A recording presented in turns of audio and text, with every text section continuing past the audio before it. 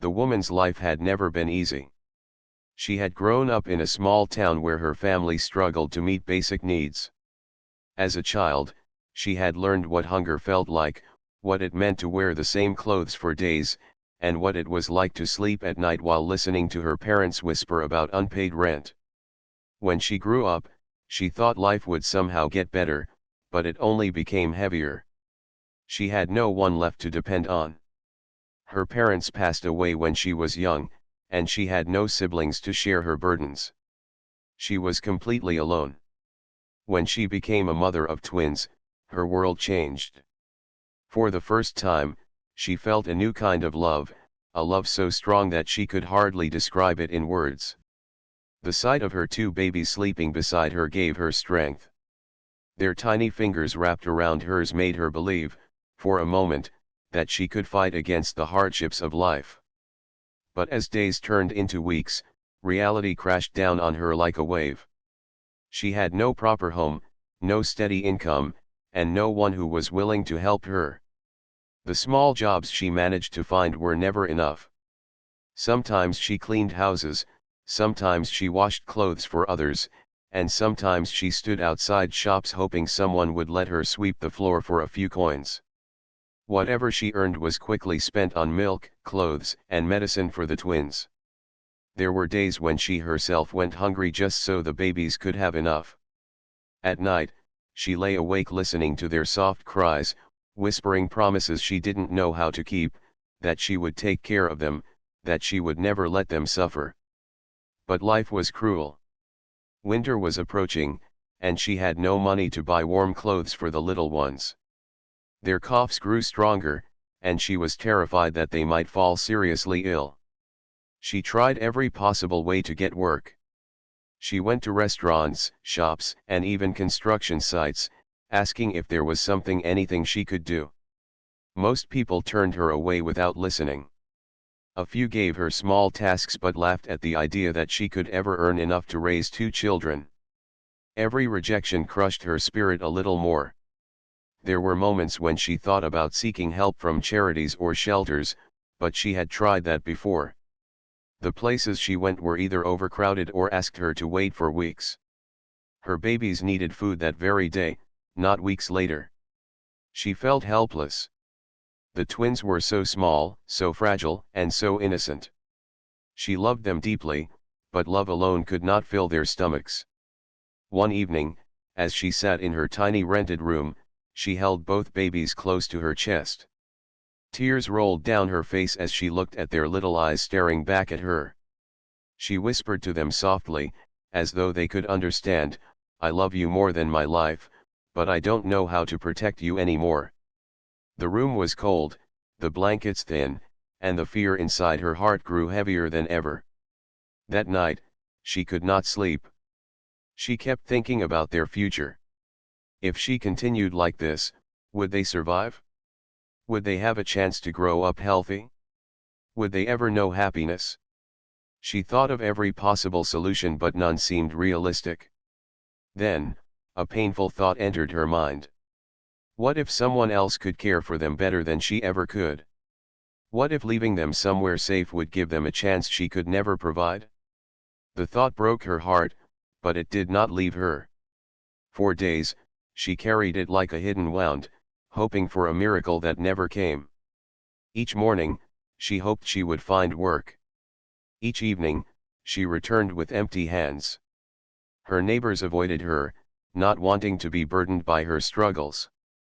She felt invisible, as though her pain didn't matter to anyone. Finally, one cold morning, she made a decision that no mother should ever have to make. She wrapped the twins carefully in the softest cloth she owned. She kissed their foreheads again and again, her tears falling on their tiny faces. Then, with a trembling heart, she carried them out of the room. The streets were quiet.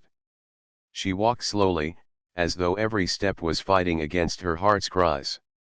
She whispered prayers under her breath, begging God to forgive her, begging for someone kind to find them. She walked until she reached the edge of the woods. It was a place where people sometimes passed by during the day. In her mind, She thought maybe someone with a good heart would come along and take the babies in. She placed them gently on a spot covered with dry leaves, making sure they were not too cold. She tucked the cloth around them tightly, kissed them one last time, and stepped back. Her hands shook. Her legs felt weak. As she stood there, she wanted to run back, to pick them up and never let them go. Her heart screamed at her not to leave them. But her mind reminded her of the hunger, the sickness, and the pain that awaited them if they stayed with her. She bit her lip until it bled, forcing herself to take a step back, then another, until the babies' soft faces blurred through her tears. The sound of their gentle whimpering pierced her soul. She covered her mouth to stop herself from crying aloud. She hid behind a tree, unable to walk away completely, and watched them for a long time. She felt like the most heartless mother in the world, yet in her heart, she knew she was doing it out of love, a twisted, painful kind of love that meant giving them up so they could survive. The woods were calm, the sky beginning to brighten with the first light of morning. The woman stood there, praying silently, "Please, let someone kind find them. Please don't let them suffer." Every second felt like hours. Her body wanted to collapse, but she forced herself to stay hidden, torn between running back to her babies and staying away so her plan could work. What she didn't know was that fate was already moving in her favor. At that very moment, far away from her pain, someone else's story was about to connect with hers in the most unexpected way. The morning was quiet, and the air carried the fresh scent of trees and damp earth. In the woods, sunlight slowly slipped through the tall branches, painting golden lines across the ground. Birds hopped from tree to tree, their soft chirping adding music to the silence. It was a peaceful scene, but it was about to change in a way no one could have expected. At the same time, not too far from the woods, a man was stepping out of his car. He was tall, well-dressed, and known to the world as a millionaire CEO, but at that moment he was just another man searching for a few moments of calm. His name was Daniel. Most people saw him as a serious figure, a man who lived in big offices and boardrooms, a man who built companies and made important decisions. But behind the image of wealth and power, there was someone who also carried loneliness in his heart.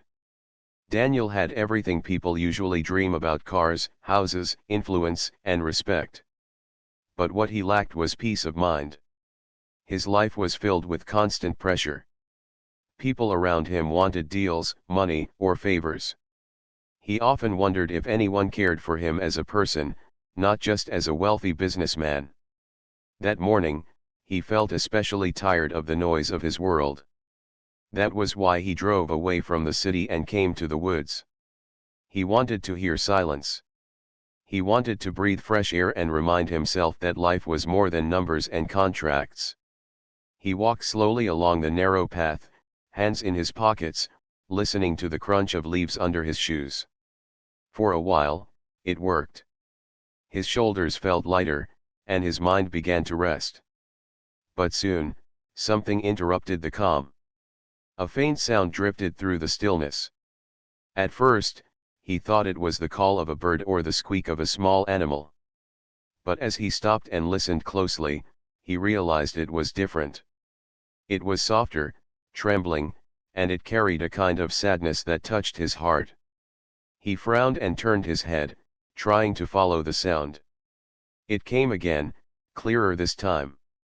It wasn't an animal. It was the cry of a baby. He froze for a moment, confused. What would a baby be doing in the woods? His steps quickened as he followed the sound, his heartbeat rising with every moment. The cries grew louder as he moved through the trees, until finally, he reached a small open space covered with leaves. There, lying on the ground, wrapped in thin cloth, were two tiny babies. They were twins, their faces red from crying, their little hands moving restlessly as if searching for comfort. Daniel's eyes widened, and he felt his breath catch. He bent down quickly, his expensive coat brushing against the dirt, but he didn't care. He carefully touched the cloth to make sure they were safe. Their faces were delicate, their bodies trembling slightly from the cold morning air. His heart twisted at the sight. He could not understand why anyone would leave such small, innocent children here, alone. He looked around, expecting to see someone nearby, maybe their mother or father. But the woods were empty. There was only silence, broken by the soft cries of the babies. Daniel felt an unusual wave of emotion rise in him. In his life, he had seen business empires rise and fall, but he had never faced something like this. Money could not explain it. Power could not solve it. It was pure humanity staring back at him in the form of two helpless infants. He took a deep breath, trying to steady himself. He knew one thing for certain: he could not leave them there. Very carefully, he lifted the twins into his arms. They were so light, so fragile, that he felt a lump form in his throat. One baby clutched at his finger with surprising strength, and that small gesture almost broke him. "It's okay," he whispered, though he didn't know if they could hear or understand. "You're safe now." As he held them, a part of him changed. He had never been a father. His life had always been about success and achievement, not about family. But at that moment, he felt a bond he couldn't explain. The baby's cries slowly softened, as if they sensed comfort in his presence. Daniel glanced around again, half expecting someone to appear from the shadows and explain. But no one came. He saw no trace of who had left them, only the small blanket and the fragile bodies in his arms. He knew he had to act quickly. He walked back toward his car with steady steps, holding the babies close to his chest, shielding them from the cold breeze. As he reached his car, he placed them gently on the back seat, arranging the cloth around them to keep them warm. He then pulled out his phone. His first thought was to call the authorities, but his fingers hesitated over the screen. If he called, the babies might be sent to a shelter, lost in a system where their future was uncertain. Something inside him told him he needed to do more than that. He could not just hand them over and walk away. He drove quickly toward the nearest hospital, his eyes glancing at the rearview mirror every few seconds to check on the babies. Their little faces moved restlessly, but their cries had quieted. He whispered small words to them, words he didn't even realize he was saying: "You'll be fine. I've got you. Don't worry." When he reached the hospital, he rushed inside carrying both infants in his arms. Nurses gasped in surprise, immediately taking action. They wrapped the babies in warm blankets, checked their breathing, and gave them gentle care. Daniel stood nearby, his heart still racing, watching every move. Relief washed over him when the doctors assured him the babies were weak but safe, and they had arrived just in time. As the staff worked, some of them began whispering about Daniel. Everyone recognized him after all, he was one of the most successful men in the country. They were shocked to see him in this situation, holding abandoned babies with such tenderness. For once, he didn't care about his image or what people thought. All that mattered were the two little lives that had fallen into his hands. When the immediate rush slowed, a nurse asked him if he was their father. Daniel shook his head slowly. "No," he said quietly, "I just found them." His voice broke slightly at the word "found." He knew this was not just a coincidence. It felt like fate had led him to that part of the woods at exactly that moment. He sat in the hospital room long after the doctors finished their checks, watching the babies sleep peacefully in their small cribs. For the first time in a long while, Daniel felt something stir inside him that he hadn't felt in years. Purpose. He didn't know what lay ahead, but he knew one thing with certainty: he was not going to walk away. Daniel could not forget the image of the two babies lying helpless in the woods. Even after the doctors assured him that they were safe, he remained restless. He kept checking on them, watching their little faces as they slept peacefully in the warm hospital beds. Something inside him told him that this was not just an accident or a random event. There was a reason he had been in that exact place at that exact time. The doctors explained that the twins were undernourished. They had likely not eaten enough for several days, and their weak bodies showed the signs of hardship. Still, they were fighters. Their tiny hearts beat with determination, and their little hands moved as though they were holding onto life with all their strength. Daniel stood beside them, unable to leave. He had closed business deals worth millions, traveled across countries, and attended events filled with powerful people, but never in his life had he felt so drawn to something. These babies had become a part of his heart in a matter of hours. The hospital staff respected him but also whispered quietly among themselves. Many wondered why a man of his stature would care so deeply about two abandoned infants. Some even assumed he might have some secret connection to them. But Daniel ignored the whispers. He wasn't thinking about his image. He was thinking about how fragile life was, and how cruel the world could be to leave such innocence in the woods. As the hours passed, he made a decision. He could not simply hand them over and walk away. He needed to understand who had left them there and why. Deep inside, he wanted answers not out of anger, but out of concern. No mother would abandon her children without a reason. He wanted to know the truth, even if it was painful. He hired a private investigator, someone he trusted, to begin searching for any trace of the mother. The investigator agreed to discreetly ask around the nearby town, check local shelters, and see if anyone had noticed a woman with newborn twins. Daniel did not want the police involved yet, because he feared that once they took control, the babies might be placed in a system where he would lose sight of them. Meanwhile, Daniel began spending more and more time at the hospital. He personally bought clothes, blankets, and special formula milk for the babies. He would hold them in his arms, rocking them gently until they fell asleep. Nurses often looked at him with surprise. The powerful CEO, who was usually seen in crisp suits and polished shoes, now sat in a simple chair with two tiny babies in his arms, humming softly as though the world outside didn't exist. At night, when he returned home, the silence of his large house felt different. Before, it had always been a place of emptiness for him. But now, he imagined the soft cries of the twins echoing through the rooms. He found himself smiling at the thought of them filling his lonely home with life. For the first time in years, his heart felt warm. But not everyone around him understood. When his closest business partner heard about what he had done, he was shocked. "Daniel," he said firmly, "you can't do this. These are not your children. Don't get involved in something that will only bring complications. Think of your reputation, your career, your time. You can donate to a shelter, yes, but you don't need to personally take responsibility." Daniel listened silently but disagreed. His mind was clear. "Reputation doesn't matter when two lives are at stake," he replied calmly. "If I had turned away, they would have died. And if I leave now, what will their future be? Money and success mean nothing if I can't act like a human being." The argument didn't end there. A few more colleagues tried to discourage him, suggesting that his involvement might even create rumors or negative publicity.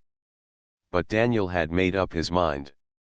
He had lived his life following numbers, strategies, and logic.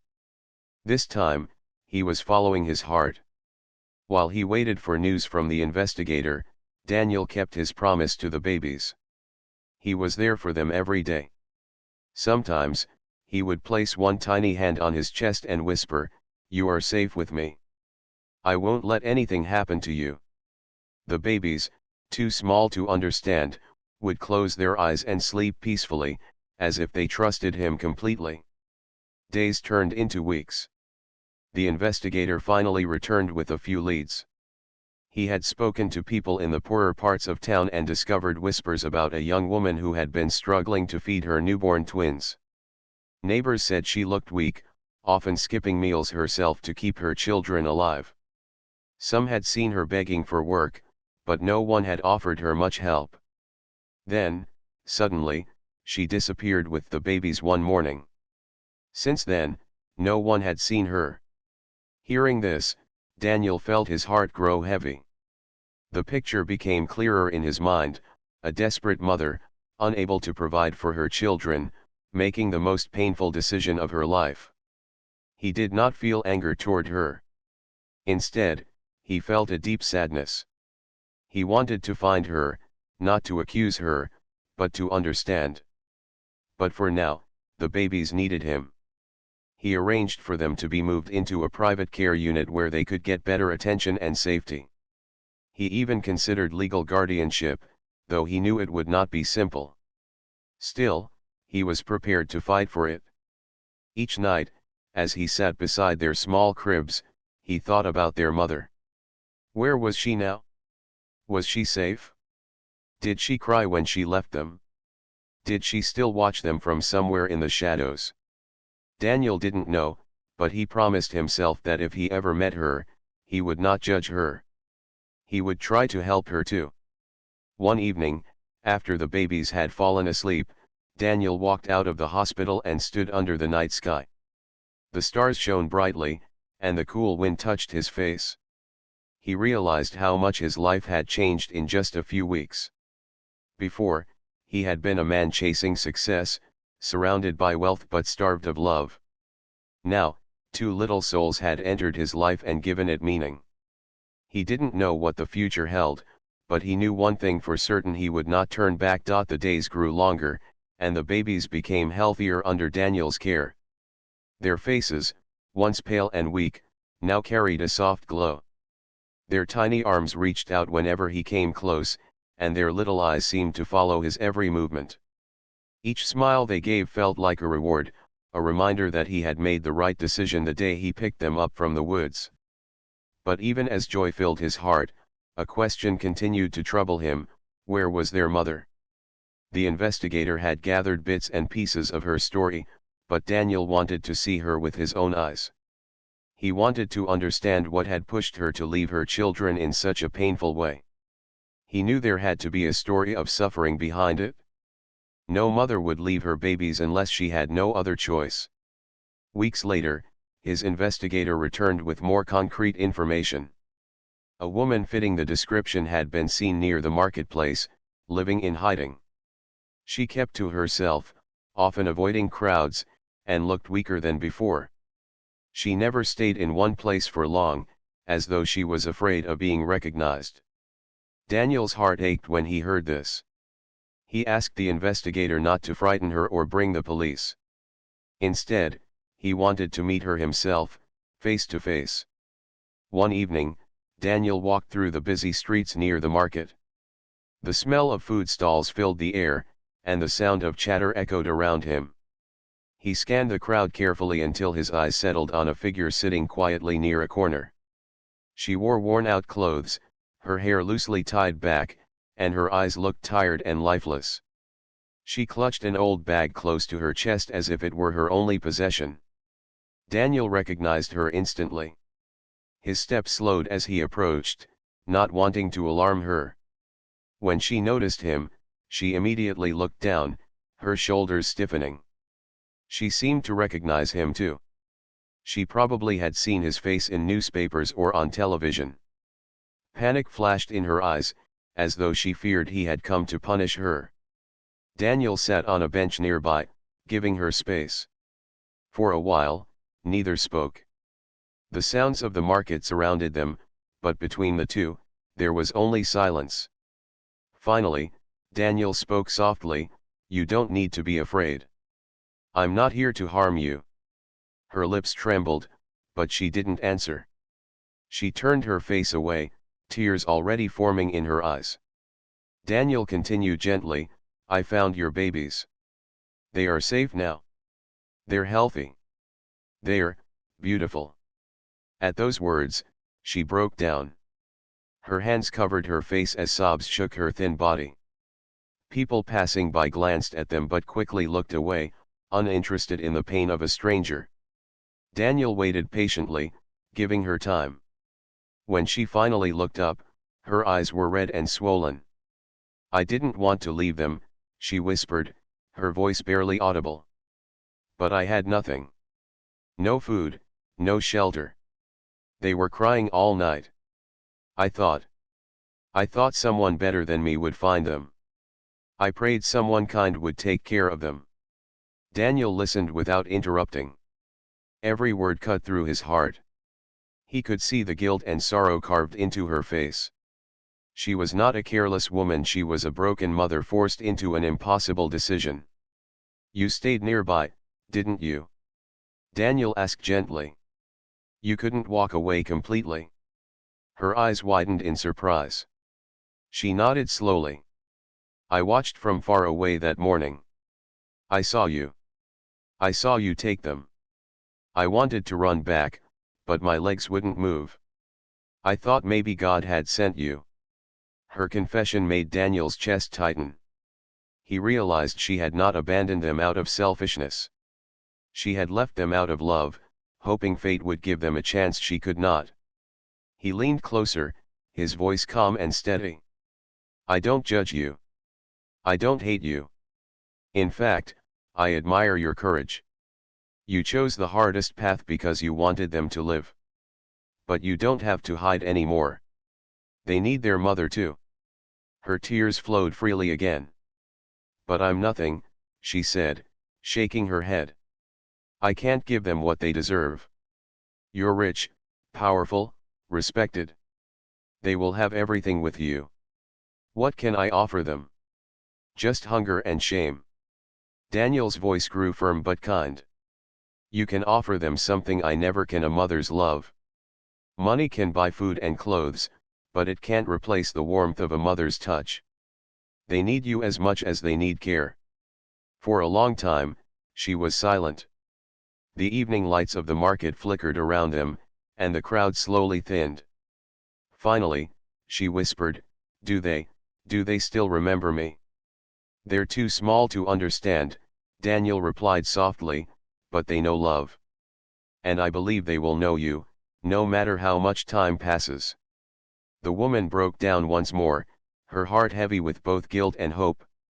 Daniel placed a hand gently on the bench between them, not too close to frighten her, but close enough to show his sincerity. I want to help you, he said. Not just for the babies, but for you too. You deserve a chance to rebuild your life. She looked at him with disbelief. Why would you help me? You don't even know me. Daniel gave a small smile, though his eyes were serious. Because I know what loneliness feels like. I know what it means to have everything and still feel empty. I also know that sometimes, life doesn't give us the chances we deserve.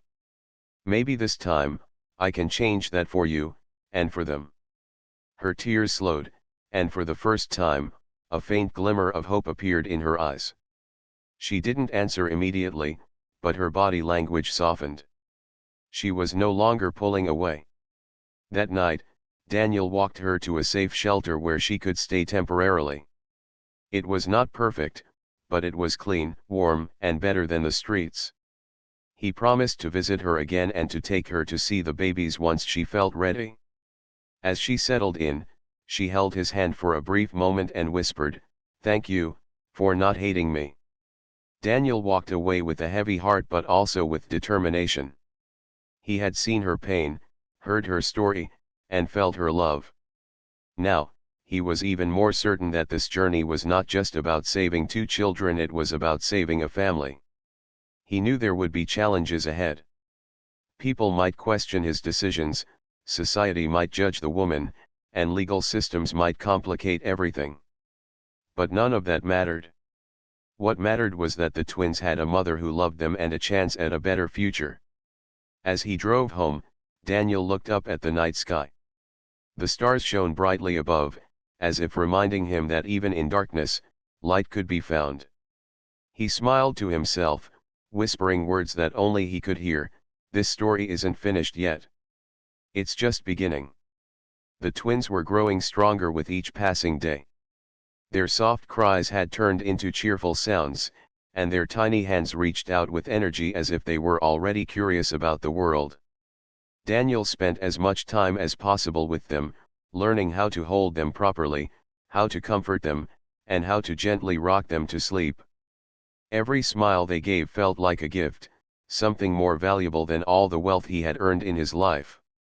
But what made the days even brighter was the slow but steady change in their mother. After their first meeting, Daniel kept his promise to help her rebuild her life. He arranged simple work for her in a safe place, not something too heavy but enough to give her confidence and dignity. For the first time in a long while, she began to eat proper meals, rest in a warm bed, and live without fear of being thrown out onto the street. Still, guilt clung to her heart. Whenever she looked at herself in the mirror, she remembered the morning she had left her babies in the woods. The memory haunted her, whispering that she was unworthy to call herself a mother. Daniel noticed the sadness in her eyes, and though he never pressured her, he gently reminded her each time, "They need you. You are their mother. Don't let guilt steal your chance to love them." The day finally came when she was ready to see them again. Daniel took her to the hospital, where the twins were being cared for. Her hands shook as she stepped inside the room, afraid they would not recognize her. But when she leaned over the cribs and whispered softly, both babies stirred. One of them let out a tiny sound, and the other moved restlessly, as though sensing something familiar. Tears filled her eyes. She reached out a trembling hand, and when one baby gripped her finger, she broke down completely. Daniel stood quietly behind her, giving her space. The moment was too sacred to interrupt. He knew then that no matter what the world said, these children belonged with their mother. His role was not to replace her but to support her, to make sure that neither she nor the twins ever had to face such despair again. Over the following weeks, Daniel worked on a plan. He used his influence carefully, arranging legal papers that would allow the mother to regain custody while also ensuring she had stable support. He was clear with his lawyers, he didn't want the babies lost in any system, and he didn't want the mother punished for her desperate choice. Instead, he wanted everything done in a way that protected all three of them. It wasn't easy. Some questioned his decisions. A few officials wondered why a millionaire would involve himself so deeply in the life of a poor woman and her children. Rumors spread in the media, painting different stories. Some headlines called him a hero, others questioned his intentions. Daniel ignored it all. He wasn't doing this for praise. He was doing it because two innocent lives needed protection and because a mother deserved a second chance. The woman slowly began to heal. She worked honestly, saved carefully, and attended every parenting class Daniel arranged for her. She was determined to prove, not to the world, but to herself, that she could be the mother her twins deserved. Every evening, she sat with them, humming lullabies, holding them close, and whispering prayers of gratitude. Her guilt did not vanish overnight, but with each passing day, hope replaced despair.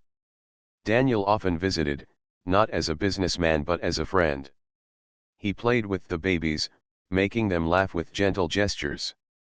Sometimes, he stayed late just to watch them sleep, their tiny chests rising and falling in peaceful rhythm. For him, it was a reminder that life's true meaning wasn't found in boardrooms or luxury, it was found in moments of quiet love. Months later, the twins were ready to leave the hospital. Daniel personally drove them to their new home, a small but clean apartment where their mother now lived. She had decorated it with the little she had, but it was filled with warmth. She placed two small cribs near her bed and promised never to let them out of her sight again. That evening, as they sat together, Daniel watched the scene quietly. The twins lay in their cribs, cooing softly, while their mother sat beside them, singing gently. The room had no grand chandeliers or polished furniture, but it held something richer: love, hope, and new beginnings. The mother turned to Daniel, her eyes shining with tears. "I will never be able to thank you enough," she said softly. "You saved them. You saved me. I don't know why you did it, but I will never forget it." Daniel shook his head gently. "Don't thank me. Thank yourself. You never stopped loving them. You gave them up because you hoped they would survive, and that was the most selfless act of love. I only happened to be there. It was fate. She smiled through her tears, and for the first time, Daniel saw peace in her face. She was no longer the broken woman hiding in the shadows. She was a mother, ready to face the future with courage. Time passed, and the story spread quietly through the town. People who had once ignored her now looked at her with respect.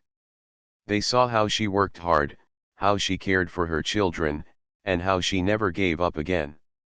The twins became a symbol of hope, a reminder that even in the darkest moments, kindness and faith could change everything. As for Daniel, his life changed in ways he had never imagined. He continued his work as a CEO, but his priorities shifted. He donated more to orphanages and shelters, often visiting children who had no families. He became known not only as a successful businessman but also as a man with a generous heart. Yet, he never sought recognition. For him, the greatest reward was seeing the twins grow, seeing their mother smile, and knowing he had played a small part in their journey. Years later, when the twins were old enough to walk and talk, they often ran to Daniel with laughter and excitement. They called him uncle, their voices filled with affection. For Daniel, who had once felt empty despite all his wealth, those little voices were treasures beyond measure. And so, the story that began with pain and despair ended with healing and hope. A poor woman who had once believed she had lost everything found strength again. Two innocent children who had been left in the woods grew up surrounded by love. And a wealthy man who had once been lonely discovered that true riches are not counted in money but in the bonds of the heart. In the end, it was not just the babies who were saved. It was the mother. It was Daniel. It was a story where fate brought strangers together, and compassion turned suffering into light.